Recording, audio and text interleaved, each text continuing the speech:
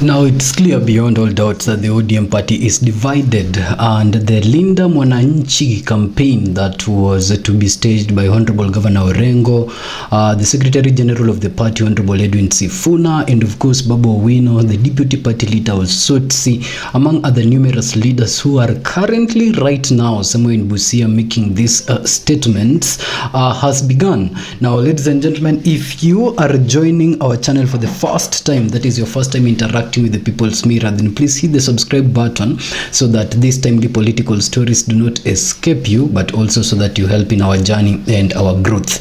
Before the Mirror today and in this hour, we want to talk about something. Of course, we want to put before the Mirror the statements that have been made by ukiangalia Babu Owino, of course, and Honorable Edwin Sifuna, zenye zinakaa that they are the two strategic faces that are going to steer this Linda Mwananchi campaigns. Now, there's a lot of questions to it. Who is funding it? What is their main goal? And under which party are they going to run into this particular presidency race with, considering the fact that they do not have the party leadership of the ODM party right now? So let's start from the beginning. It's in public domain that for quite some time, a serious amount of some time, of course, the ODM party has been divided.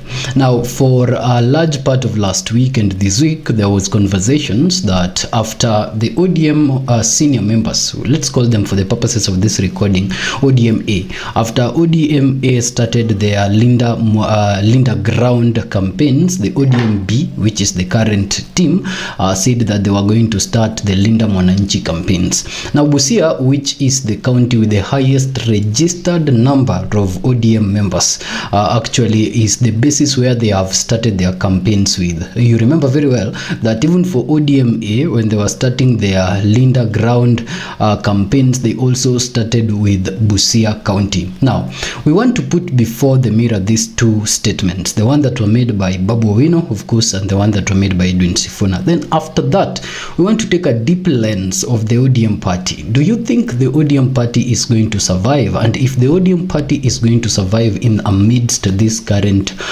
rifts and divisions, then what does the ODM party have to do? We're also going to bring within this episode a deep comparison of the ODM party and other parties, including the ANC of South Africa that outlived its owner, and the CCM in Tanzania, of course, that have also outlived its owner. And other than that, we are also going to have an in-depth understanding of parties that have died as a result of the personalities around them dying within the Kenyan political space. But first, let's go to Busia, where this heated conversation is happening right now, and the ground is responsive to both Honorable Sifuna and, of course, Honorable Babu Owino.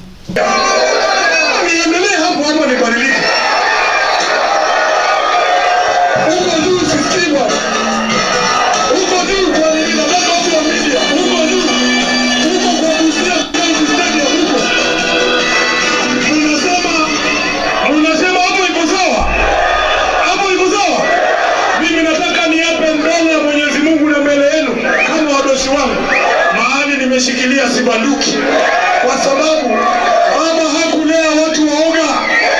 Baba alikuwa anasema kama ni kutuua watuue, lakini tutaenda tuongee ukweli kila siku. So anasema hanjira bana wewe omundu mwana Sifuna inahusika kwa haya kweli, nyinyi mnaweza kushinda kulizika.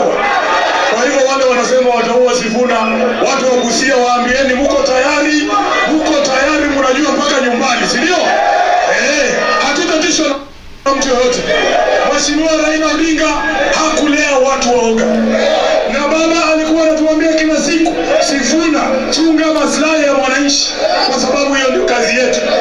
Mimi siwezi kunyamaza kama Sifuna, wakati ambapo wazazi kwa saa hii wanang'ang'ana kupeleka watoto wao wa grade 10 kwa shule, wanaambiwa uniform walipe mpaka shilingi 20,000. Alafu serikali ambayo haijui kitu inafanya wanatuambia tupeleke watoto hata bila uniform shule. Badala wahakikishe kwamba bei ya uniform inashuka chini. Pesa ya capitation imeshinda kulipa. Wale wa headmasters wa shule wanang'ang'ana na watoto wetu, hakuna pesa. Wanakataa kulipa hata private universities pesa ya capitation. Wanasema Sifuna anyamaze ama nitafurushwa kama katibu mkuu wa chama cha ODM. Haya, Busia Vijana tulia tu. Busia, nilikuwa hapa na nyinyi wakati tulikuwa tunafanya Senate mashinani. Nikakuja hapa kwa stadium, mkanituma niulize maswali fulani. Nikasema mliniambia hapa Busia hii mambo ya SHA haifanyi. Hospitali yenu iko hapa. Tuliingia ndani. Hakuna madawa. Ukiingia hapa Busia, hospitali iko hapa, line hii yote unaona private pharmacies zinauza madawa. Ukweli ama uongo? Ukweli ama uongo? Ukiona, wacha niwaambie bwana. Ukiona hospitali ambayo ni ya umma iko hapa, alafu line hii mzima ni watu wa biashara binafsi ya kuuza madawa, ujue hiyo ndio makatela ambayo imehakikisha hakuna dawa ndani ya hospitali. Mliniambia mochwari yenu hii ambayo iko hapa hawajatengeneza mpaka leo. Wametengeneza. Wametengeneza. Haya, nyinyi mnanituma niulize maswali, nikiuliza wanasema watanifurusha kama katibu mkuu wa chama cha ODM. Niendelee nisiendelee? Niseme haya mambo nisiseme? Mimi mmeshawahi kuona nikikuja matibabu hapa kwa hiyo hospitali? Si nyinyi mnanituma niseme hii maneno? Kwa hivyo kama mtu ana shida na Sifuna akuja ulize watu wa Busia, si ndio? Mnawaambia aje? Ruto! Ruto! Ruto! Ya mwisho! Ya mwisho! Ya mwisho!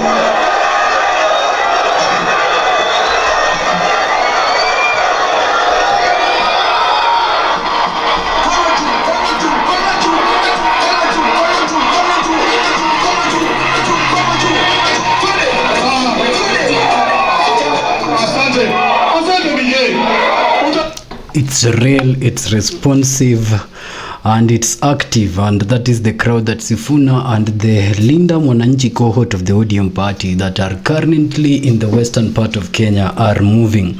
No tents to cover the supporters or the fans, no colors of the party decorated in t-shirts, no donated capes, just raw energy and raw people responding to this. And of course, this has to be a worry within the division of the ODM party right now, because if this young Turks or the ODM as we have agreed in the beginning of this episode that we will call them, can mobilize this amount of crowd, so organically, then this is something that they need to think about the NDC when they are going to call it. Because if this crowd just in Busia alone, which now is said by that governor, of course, later on, by that senator later on in the part of his speech, to be the county with the highest registered members of the ODM party. Now imagine if a national delegates convention was to be called with this very energy. Now if you think this is the whole of it, then you are yet to hear and get the energy that Honorable Babu Owino received. And the reason why this too is now isolated when it comes to even this Linda Mwananchi cohort that they are rallying alongside the deputy party leader Usotsi and the Honorable Governor of Siaya County Orengo, who are senior politicians. If you compare to these two, the fact that they are the Turks, the ground is responding to them in quite a way that projects them as the face of this movement. Now with that, there's a lot of questions, and a lot of it that perhaps you are asking as we support either ends of this particular divisions impartially, of course, here at the People's Mirror without taking sides. What do you think of this movement of Sifuna and Babu? Please let us know in the comment section. Do you think this is the movement that the ODM party needs right now to consolidate power and of course steer the party moving forward post Raila Amolo Odinga? Is it time now for Babu and Sifuna to take it on, or do you think that perhaps they are still lacking when it comes to political experience compared to the ODM A team, and perhaps they are also lacking in resources when it comes to the presidential race? It's just the other day that Owalo declared that he was going to run for presidency, and Jeff Koinange invited him for an interview in Citizen, and the first question I remember him being asked was where was he going to get the 5 billion to 10 billion that is required for presidency. Now if this young Turks was to become the face of Kenyans' hope in 2027, then are the Kenyan people going to generate for them the 5 billion to 10 billion for that campaign, or do they even need that amount of money if the crowd is already already responding to them this way. So let us know your real raw comments and your real raw thoughts when it comes to this division of the ODM party and where you stand. Later on, we're going to detail this particular move, comparing the two sections when it comes to experience and resources, as we delve a little bit deeper. But before that, let us listen to the crowd responding to Babu Owino when he was called on stage in this particular very gathering, and what is said therein.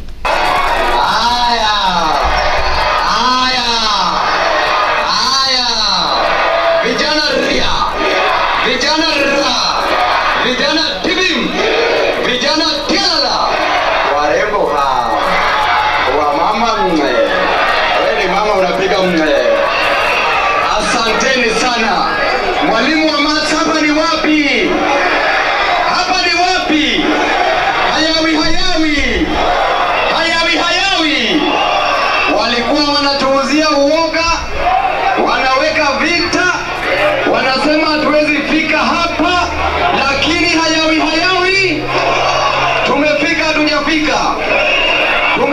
Tumefika.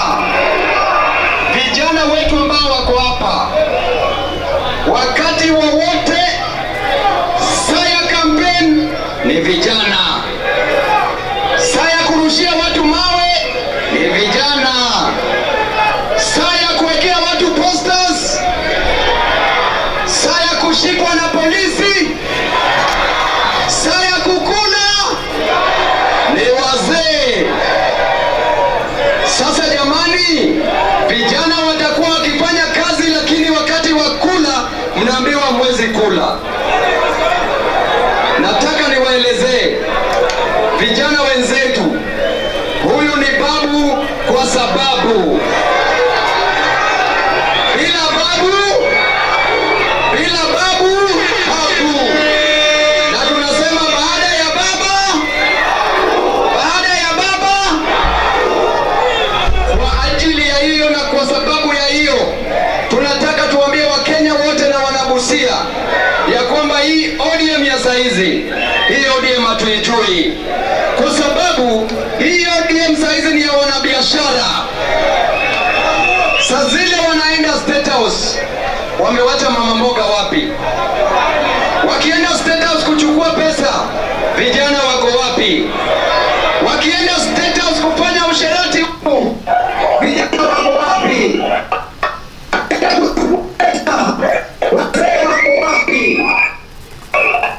ODM Limited.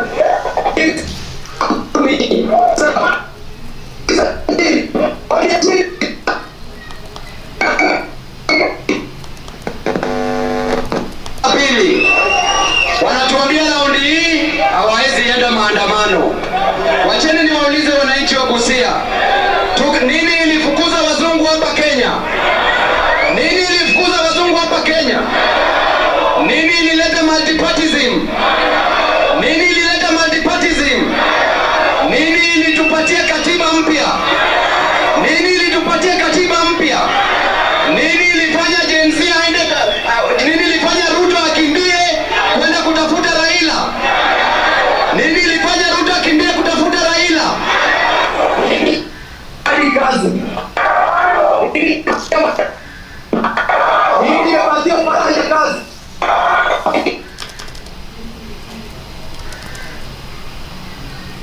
Lakini vijana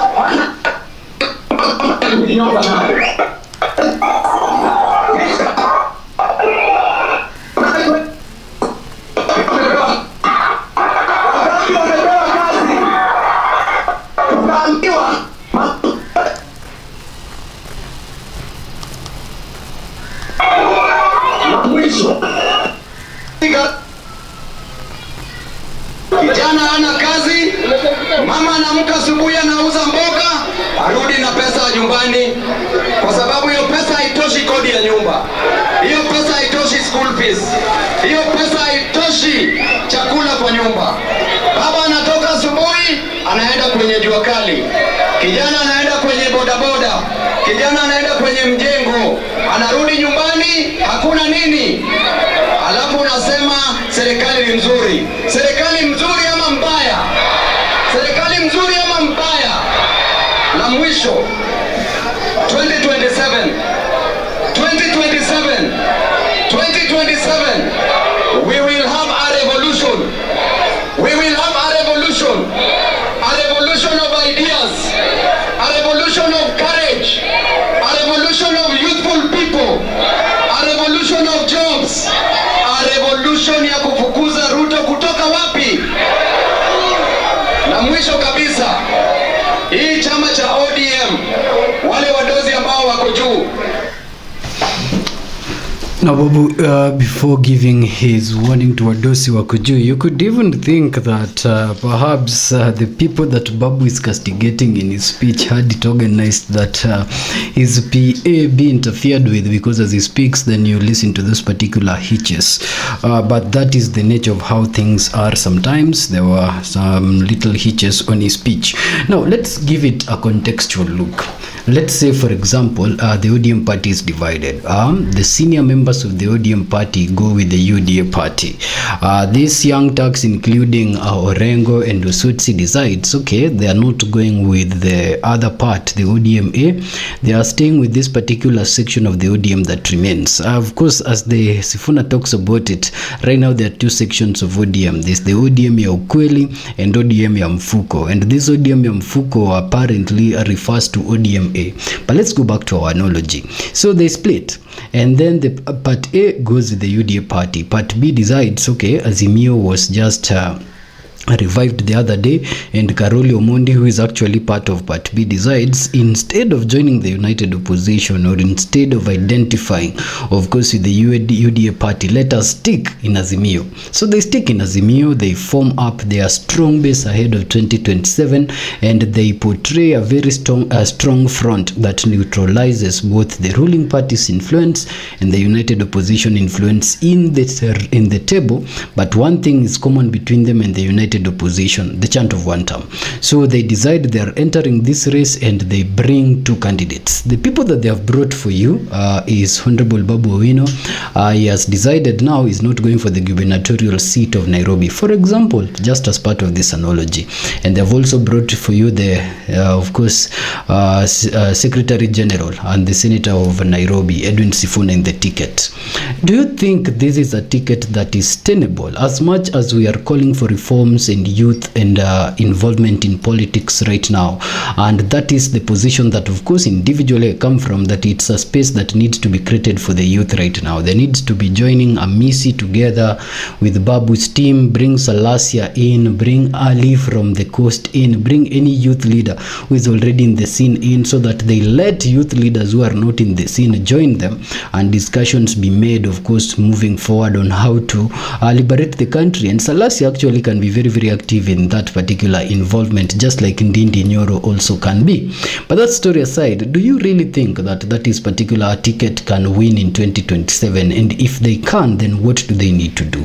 Please let us know in the comment section. The reason why I'm talking about this is because there's a lot that goes into politics beyond just the numbers, and of course beyond the people. It's also stability of your power, recognition of your government locally to make things run smoothly for you. And for the East African part, the response or the attitude that certain leaders have towards Babu Owino specifically is one that might make his government very, very hard, or very hard to sustain in the East African region. Of course, he does not need any other country to run this country if by God's grace that formation comes through and he becomes president for his own sake. He does not need any other direction from any president, because he will be a sovereign president of a sovereign country. But these things are very, very important, considering the relationship that countries have created by being in this particular organization. So just want to take you back to when leaders were coming to Kenya, and they were coming to confirm the presidency of, not the presidency, they were coming to offer their support and confirm their support for the AU chairperson seat when Raila Amolo Odinga was looking for it. There is something that Museveni said, and that thing specifically reminds me of this particular conversation that we are having with you right now on the things that are not the voter and are not, of course, the systems of government, but are necessary for a smooth running of your government if you take care of a country. And the fact that Babu's name was being mentioned in this particular intelligence reports, let us know in the comment section. and His Excellency Gachagua, and all the other leaders, and we have supported our comrade Pan-Africanists.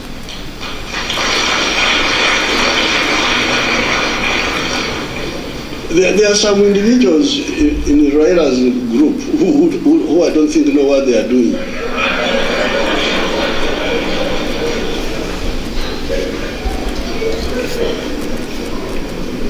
You know, I am a consumer of intelligence services.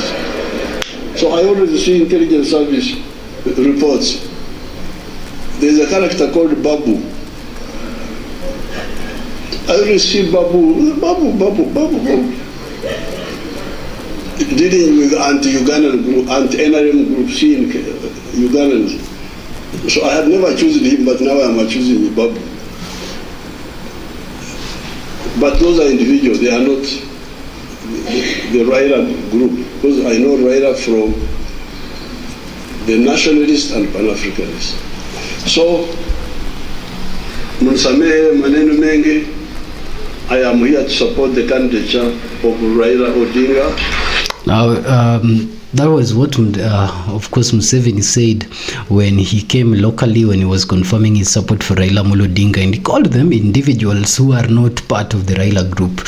A statement that is very sensitive given the context of the present moment. You cannot call them that because they are actually identifying as the people that Baba left in place. And of course, the Secretary General Sifuna, when Orengo speaks, and that one you listen to in another episode within our studios here, when Orengo speaks and says that the Secretary General that Raila left was, of course, Honorable Edwin Sifuna. This also wanted to remind you that the position that Sifuna is holding was also held by Babu Namwamba, who was a very strong firebrand for the party that time. But then the party and the system eats its own people, the way Orengo said, and Babu was consumed by that. The position of Sifuna is different because now the ODM party has an opportunity to institutionalize itself. The ODM party also has an opportunity right now, ladies and gentlemen, to live beyond the individual personality that formed the party and portray a very strong institution that will move into the future. And compared to other parties that have existed and died in the Kenyan space, the ODM is unique because it has withstood 2 decades. Now that's very unique. You can only compare it to maybe the ANC of South Africa. That's the African National the ANC party of South Africa, and you can also compare it with the CCM in Uganda. So the reason why that's of course the African National Congress of South Africa, and also the Chama cha Mapinduzi in Tanzania. And the reason why you could compare the ODM party to these 2 other parties is not the fact that all the other parties, that is CCM and ANC, also just have 3 letters like ODM, but also the fact that they have withstood the test of time and they have lived into decades just like ODM have lived, but they were primarily parties that were formed around personalities. And that is the problem. The reason why most parties die after quite some time is because the African space forms political parties around personalities more than around ideologies. And so if the personality exits the scene, then you find the ideologies dying. Before we do the comparison of ANC and CCM, for example, just look at African parties that have been formed in Kenya, and you'll see how they rotated around personality, for example, and that's why they died. And others that did not even die disappeared when the personality changed his mind. You can think of the Amani National Congress now, that is the Kenyan ANC, the Amani National Congress, not the South African ANC, which was formed around the personality that is Mudavadi. When Mudavadi changed his mind that he likes the relationship with Ruto more than his own party, the party died. But you can also think of other political parties that have existed in the Kenyan space, like Ford, of course, that was around, of course, Masinde Muliro and Jaramogi Oginga Odinga, the original Ford, and when those individuals died, it went with them. KANU just survived because of the party structures and the longevity that it had created over 20 years. Those were decades, and that's why it's still lingering. But Kibaki's DP is only making resurfacing impact in the national scene right now with the united opposition. For quite some time, it's been a regional party. Now the list is endless if you take a look of parties that have died as a result of the death of the personalities, and we are saying that the same could happen for the ODM party. So what is unique for the ODM party that can make it outlive this particular division? One thing, members of the party have to now clearly come out and say who is ruling the party and how. And this is a very uncomfortable conversation, but it's a conversation that they need to have. And from that particular manner, this will take away the hiding, the backdoor forms of leadership that have attacks and divisions coming, but they will arrive at one leader that will be recognized by the party. Then institutionalize the party. Take the party from nominations that were made by Raila just because of closeness then, and now make the party a national party. Do not just say it, because this party, if properly institutionalized and if the leadership is agreed upon in a manner that is transparent and agreeable, could be the only institutionalized party in Kenya that have survived those decades. At failure of that, it will just reduce itself to personalities arising from the party, where each personality will be a regional kingpin in their own space but will lack credibility in the national scene, and that will hurt the outlook of the party. While that's happening, the UDA party is really strengthening itself, and Ruto, who understands that his party is also around his personality, is now trying to take away that personality into something that will outlive it. And it is just rather coping the ODM party, because the ODM party is the one that exists in Kenya right now with grassroots leadership, very rooted to the grassroots. It has party ideologies, it lives for reforms, so it has something that lives beyond the individual. But now these divisions are coming at a time that no one wants to listen to the other, and we hope that the ODM party gets to a point where they hold that particular meeting and agree on a party leadership and institutionalizing of the party